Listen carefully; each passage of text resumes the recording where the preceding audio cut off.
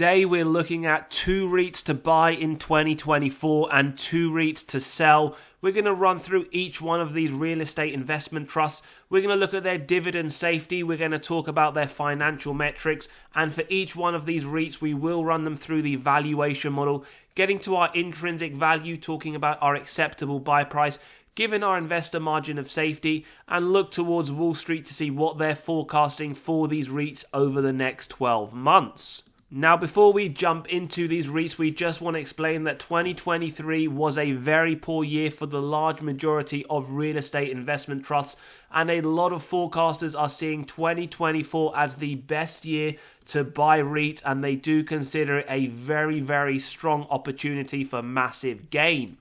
So let's take a very quick look at this graph that we have discussed before on the channel, and what it essentially shows based on historical data during interest rate rises that we have seen over the last few years, that essentially public real estate as well as private do in fact underperform the market, more so the public, 9.6% versus the equity market of 9.7%. However, which is what we're about to see in 2024, with rates coming down, interest rate cuts are expected by the market. Public real estate outperforms the equity market every single quarter after quarter one, quarter two, and over 4 quarters. So it does look like REITs are the place to invest your money in 2024.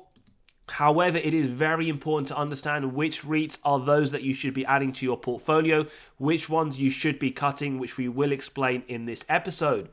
Also want to highlight the fact that 65% of large institutional investors do use REITs, real estate investment trusts, as part of their real estate strategy. And we can see here US institutions with over 50 billion of assets under management, AUM, do hold REITs, and therefore they are positioning themselves for a very strong year or two of REITs outperforming the equity market. Something we also want to highlight it before we jump in is that essentially the real estate return in 2023. Now, it should come as no surprise that the office market of REITs were hammered down 6.5% in 2023. But we do see those who had invested in data centers, one of the best performing, 32.7%. So let's take a look at some of those REITs that we do believe in 2024 will be some very strong gainers. So the first REIT that we have to buy in 2024 is Extra Space Storage. Now, over the last year, they were down around 13.5%. They are trading in the midpoint of the 52-week range with a yield of 4.52%, a forward P to FFO of 17.7. And over the last year, if you have been holding this company, they are up 204%. Bear in mind, it doesn't include those dividends reinvested, and we can see their all-time highs around the back end of 2021 at $227. In terms of the dividend safety score, it sits at 80. It is safe. Market cap 30 billion. It is a large cap company. In terms of those recessionary metrics, for those that see a recession inbound, while they cut the dividend in the 07-09 recession, they had above average growth, -1% versus the S&P's -12%. But they did, unfortunately, underperform the S&P, -66 versus the S&P's -55. Dividend growth then, very nice. What I love to see, 8% high single digit in February 23. It does remind us we are expecting an increase this month. Double digits over the last 5 years, 14% on average. Double digits, 22% on average over the last 10 years. And we can see they have been increasing those dividends for the last 13 years. So in terms of the essential dividend yield theory, what it states is that a company is undervalued when the current yield sits above the 5-year average. 4.52 versus 3.36. We have our first sign of undervaluation. A double sign here, 18.2 on the forward P to FFO, below the 5-year average of 22.3. But do bear in mind, with this double sign of undervaluation, we will conclude towards the end and we will not look at any of these models in isolation. Real estate sector P to FFO 13.6 does sit lower. Now, typically on the channel, we focus on the free cash flow payout ratio. However, for REITs, they are more volatile, so we draw your attention to the adjusted FFO, funds from operation. Now, for REITs, what we tend to like to see below 90%. 2022, 67% for EXR. 2024 expected 82%. Although it is increasing, it is still below that 90% level, so no worries there, and we can see why that dividend does look to be safe. Adjusted funds from operation per share, well, it has increased $2.12 in 2013 to $8.90 in 2022, although we do note it is expected to fall in the more recent year to $7.88. Nonetheless, it is still increasing over the longer term. We can see that for REITs, for sales growth top line, we like to see steady moderate growth, 5 to 10%, and they have pretty much killed that every single year. Double digits, 2022, 22%, 2023, 23%. Very nice to see. For those that like to see the numbers, they've gone from 530 million to 2.32 billion. Now, whilst you may look at this negatively as they are diluting your position over the longer term, Extra Space Storage are one of those REITs that do dilute your position at a much slower rate than the likes of Realty Income, LTC Properties and others we have analysed on the channel. But it is important to note that with real estate investment trusts, they do issue equity over time just to fund their property acquisitions, as they do retain a little of that internally generated cash flow after paying the investors' dividend. ROIC then, what I like to see, 3 to 5%. It helps me when looking at management, giving them faith that they are able to effectively allocate their capital. They have smashed that more than 3 to 5%, and in fact it has been increasing over the last 10 years, although a little bit disappointing to note it does drop from that 9% to 5%, nonetheless still a very strong metric. Operating margin, nice to see it has been increasing over the longer term, 55% in 2022, 52% in 2023, no real worries there. Net debt to EBITDA, now this is quite important. It's the earnings before interest, tax, depreciation, amortization. Shows us the balance sheet strength as well as dividend safety. We want to see below 5.5 for REITs. What these are the number of years it would take the company to pay off all of their debt net of cash on hand. 6.67, very high in my opinion for 2023. However, it does give us some nice positive faith to note 2024 it is expected to come down to 4.54. But again, this is something I would personally keep an eye on moving forwards. So let's get into the valuation for Extra Space Storage. As always, if you do enjoy the content, values being provided, smash that like button, hit the subscribe and bell button so you are continually notified of these videos as they drop. Typically on the channel, we do deep dives. We run through every single one of these models. For today's episode, we're going to get straight into the intrinsic value, which for today's episode of EXR is the average of these two models, coming to $173. Typically, what we do is we start off with a margin of safety of 10%, which we use if we believe a company meets 3 criteria: wide moat, strong financial metrics, good forward-looking data. So we can see up to 10% is a buy up to 156, 15% up to 147, at 20% not quite there yet. So for EXR, we see 15 to 20% margin of safety. In terms of Wall Street and what they're expecting, well, they see upside of 13% with a price target of $162. As always, when we go through these episodes and we look at different companies, do drop your comments below whether or not you do believe any of these are strong buys and whether you agree with the sales of the REITs that we're about to run through shortly. We then move on to the next buy, which we believe is PSA Public Storage. Now again, this is in the midpoint of the 52-week range, down 5% over the last year. Over the last 10 years, however, up 78%, and we can see all-time highs just shy of $400 at the beginning of 2022. It offers a yield of 4.22% and a forward P to FFO of just under 17. Dividend safety, very safe, score 96, market cap just under 50 billion, another large cap company. In terms of metrics, well, they maintained the dividend in the last recession. Average growth of negative 9%, and they did outperform the S&P negative 38%. Dividend growth now 50% last February, very strong. Do note we are expecting again another increase this month. However, over the last 5 years, 0%, last 20 years, 8%. And the reason for this, as we're about to see, is that they did maintain that dividend for quite some time from 2017 to 2022. So therefore, they have 0 years. However, this will become now 1 year. In terms of dividend yield theory, we can see that sign of undervaluation, both on the yield 4.22 versus 3.44, as well as the forward P to AFFO 19 versus 22.2. And when we compare it again, similar to EXR, the real estate sector P to FO is much lower at 13.6. Looking at the adjusted funds from operation payout, well below 90% consistently. 22, it was 59%, 23, 76, 24, it is increasing, but still 80% is sufficiently below the 90% level. Looking at the adjusted funds from operation per share, now whilst it doesn't consistently increase year on year, some years greater than others, over the longer term it has nearly doubled. 2023 and 2024 expected to be even higher than the previous year. And we can see the percentages here pretty strong over the longer term, although we do know 2024 is expecting low single digits. And for sales growth top line, it doesn't have a top line increasing as fast as EXR. Nonetheless, it is still increasing above that 5 to 10% level for the majority of the last 10 years. In terms numerically then, they have doubled their top line, 2 billion to 4.24, 4.5 expected in 2023. Incredible here, EXR, like PSA, both of these companies do not dilute your position that much when you do look at other REITs. Honestly, if you don't understand what I'm saying, take a look when we do analyse companies like Realty Income or LTC Properties. Your position as a shareholder is diluted at a much, much faster rate. ROIC very strong as well. PSA, EXR, they have some phenomenal ROICs for REITs. In fact, PSA double digit every single year, looking absolutely phenomenal. Nice consistent operating margins year on year as well, around that 50% level. And when we look to net debt to EBITDA, 2.6 in 2023, 2.46 in 2024, we're talking about a very, very high quality REIT that is Public Storage. So let's take a look at the valuation of PSA.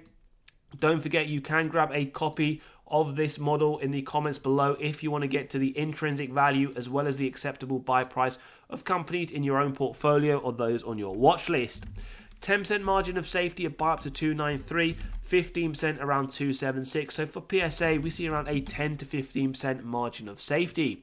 In terms of Wall Street and what they see, well, they have upside of 10% with a long-term or 12-month, in fact, price target of 311.50. Now, before we jump into the next two REITs which we are looking to sell, what we are talking about here are some free weekly newsletters where we run through different topics. Last week, we talked about companies where insiders were buying a lot as well as insiders selling a lot of companies. And last week before that, we looked at yield on cost. We looked at companies that are undervalued with a lot of strong upside, as well as our first newsletter which discussed undervalued companies, 7 golden dividend metrics and how to identify these companies. If you want to grab a copy completely free, click below to join our newsletter. So the first REIT we're looking to sell is OHI, Omega Healthcare Investors. Now, over the last year, this is up 12%. Over the last 10 years, though, it is down 2%. But do bear in mind, again, this doesn't include those dividends reinvested. They're trading at the midpoint of the 52-week range, yield just under 9%, and a P to FFO of 11.27. Dividend safety score 40, it does look to be unsafe. Market cap 7.6 billion, it is a mega cap company. Recessionary metrics, well, they did maintain the dividend in the last recession. They had plus 1.9% recession sales, and they outperformed the S&P negative 21%. Dividend growth 0% in 2019, 1% on average over the last 5 years, 4% over the last 10 years. And when we look at their growth streak, it is sitting at 0 currently. In terms of dividend yield theory, we can see 8.66%, slightly above the 5-year average of 8.44%, so you could argue reasonable valuation. Likewise, the forward P to FFO 11.5 versus the 5-year average of 11.2. And again, we can see that the real estate sector PFFO for this is above Omega's 11.5. Now, in terms of the payout ratio, you can start to see now why we do believe these are REITs to sell and where the issues lie, especially with that dividend safety. 2023, 102% essentially means that in that year or last year, they paid out more in dividends than they generated in adjusted funds from operation. The same is expected in 2024. This is a big red flag indicator. We then look at the adjusted funds from operation per share. As we can see, in fact, it's increased by 1 cent from 2014 to 2023. Yes, it has increased over the period in some years, but very inconsistent. 2024 expected to be 4 cents higher. And when we look at this percentage-wise, we can see in actual fact 5 of the last 10 years, it has been negative growth. And when we look at their top line, 3 of the last 10 years, negative growth, although we can see the more recent period not too bad at 8%. Again, numerically, for those that like to see numbers, they've nearly doubled their top line, 505 million to 950. Shares outstanding, they have pretty much doubled their shares outstanding from 2014, 127 million to 250 in 2023. So when we take a look at their ROIC, not too bad. It is around the 5 to 6% consistently year on year, 6% in the more recent period in 2023. Operating margin, it was pretty good at the beginning of the period from 2014 to 2016, although it has been coming down 51% in 2023. Now, what is fairly alarming here is the fact that the net EBITDA or net debt to EBITDA for senior living REITs is around 4.5 or more is what we're looking at. Every single year over the last 10 years, it's been above that. 5.42 in 2023, although we do see in 2024 it is expected to be lower, but still above that 4.5. So one of the issues we see with Omega Healthcare is the fact that a dividend cut could be coming very soon. We can see last year and the next year it is expected their AFFO payout to be above 100%, and consistently their net debt to EBITDA is very high. So let's get into the valuation of OHI to see what we get as the intrinsic value. And for today's episode, it is coming to $34. Now the current price around $31. Margin of safety, what we see for this company, not 10%, so around 5 to 10%. And in terms of Wall Street, over the next 12 months, they see around 3% upside of a forecast of $32 over the 12 months. So you can see, based on that analysis, why we do see this as one of those REITs to sell, not only for the poor financial metrics that we just run through, but also in terms of the upside as well as the margin of safety.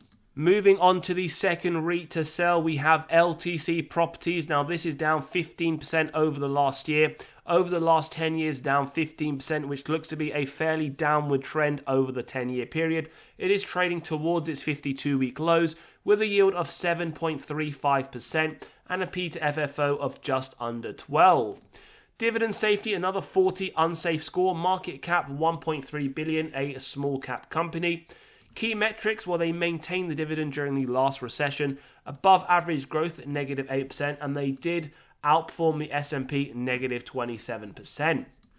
Dividend growth, well, they haven't grown that dividend, as we can see, 0% last full year, 0% last 5 years. Although the last 20 years, it has grown 9% on average, and we can see they haven't increased that dividend since 2017. So therefore, they do have 0 years of consecutive increases. Dividend yield theory, again, this would be an undervaluation signal, 7.35 versus 6.09, and it's very important to understand this is why we never look at any of these models in isolation. 11.3 versus 13.6, pretty much, again, very similar to OHI, and we can see 11.3 versus the 13.6 sector P to FFO. And when we look at the adjusted funds from operation, again, this is another senior living REIT below 80%. We can see in 2021, 2022, 23 expected and 24 expected to be above that minimum or maximum, in fact, we like to see. Adjusted funds from operation, again, it does increase over the 10-year period, but again, very inconsistent, and the growth that you see is very minimal. And we can see, again, when looking at the percentage-wise, very, very inconsistent. A huge drop in 2021, 2024 expected to be 0% to that top point. Sales growth then, very inconsistent. There are pretty much a lot of years of double-digit growth, but we also see some flat growth as well as negative growth, although we note the last 2 years, double digits to their top line. Numerically then, nearly doubled from 104 billion to 190. They also, similar to the first two REITs, don't dilute your position at a very fast rate, going from 33 million to 41 million. ROIC, it is decreasing over the period, but even the last few years, around 5 to 6% isn't that bad. Pretty strong, in my opinion, for REITs, as we've mentioned before. Operating margin, very similar to OHI. It is decreasing over the period, but 59% in 2023 isn't a red flag indicator, in my opinion. Now, this is where the issues arise, again, why we do see that unsafe dividend score, both with the adjusted FFO payout being higher than the maximum we like to see. But 2020, 2021, 22, 23, and expected 24, the net debt to EBITDA is very, very high and increasing. It is 6 expected in 2023, well above the 4.5 we want to see. 2024, even though it's expected to drop, it is still very, very high. So similar to OHI, I do see a dividend cut coming for these companies. So let's take a look at the valuation of LTC. And as always, if you enjoy the content, smash that like button, hit the subscribe. We'd love to join you or have you join us in our community. And don't forget, you can grab a copy of this valuation model to get to the intrinsic value and acceptable buy price of companies in your own portfolio. Margin of safety, then we can see the current price is pretty much at the intrinsic value. So we see zero margin of safety with this REIT. In terms of Wall Street and their forecast, well, they see 8% upside. They do have a target of $33.50. As always, let me know your thoughts in the comments whether or not you agree with these two REITs to buy, these two REITs to sell.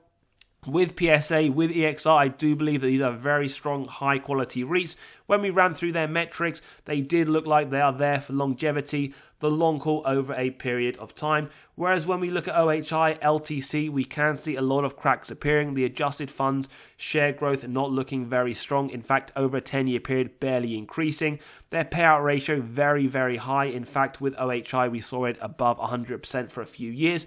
And their net debt to EBITDA levels, again, very high. It doesn't look sustainable. And it looks like with these two, it is only a matter of time before they do cut those dividends. As always, I'll see you on the next one. And for now, take care.